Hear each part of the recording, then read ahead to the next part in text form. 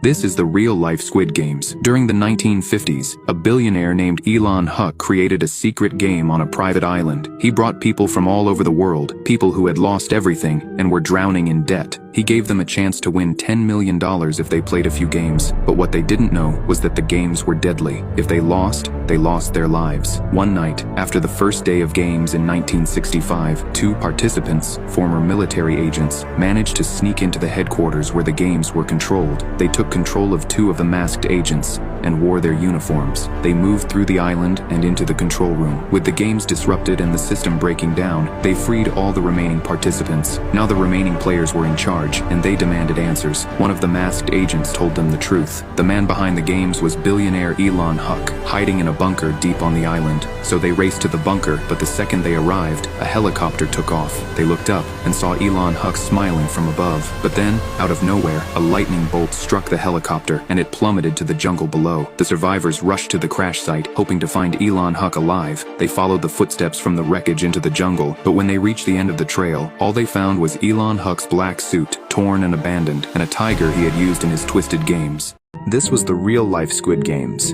In the 1960s, billionaire Dan Druff organizes a deadly, secret competition every year in a massive hidden building, selecting 100 contestants from around the world. They're promised a $10 million prize, but never told the true nature of the event. Once inside, they realize they're trapped in a brutal game where only one will survive. Unbeknownst to them, Druff and his wealthy friends watch from a high-tech control room, betting on the outcome.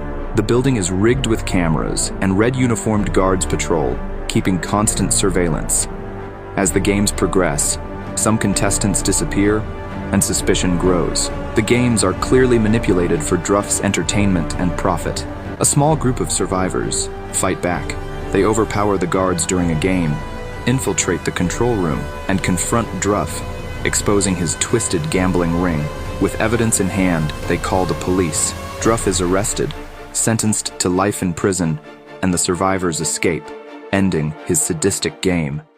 This was the real-life Squid Game, and it's really horrifying. In 1953, in the small town of Ash Grove, Indiana, a man named Samuel Griggs lived on the edge of the woods. He was quiet, kind, and loved teaching kids games like hide and seek. One summer night, three teenagers, Danny, Rose, and Frank, went into the woods to meet Samuel for a game. They never came back. The next day, Sheriff Holt went looking for them. Deep in the forest, he found an old clearing. Three wooden crosses stood there with the teens' names carved on them. Nearby, he saw an old cabin. Inside, Samuel was sitting at a table, playing with marbles. When the sheriff asked about the kids, Samuel smiled and said, "They played my game, but they lost." On the walls of the cabin were hundreds of names written in black ink. Samuel leaned forward and whispered, "Want to play too, Sheriff? The rules are simple. Win and you leave. Lose and you stay forever." When the sheriff came back the next day with other officers, the cabin was gone. Some say Samuel still lives in the woods, calling out to anyone who dares to play his game. And if you hear him, don't answer. If you lose, you won't come back.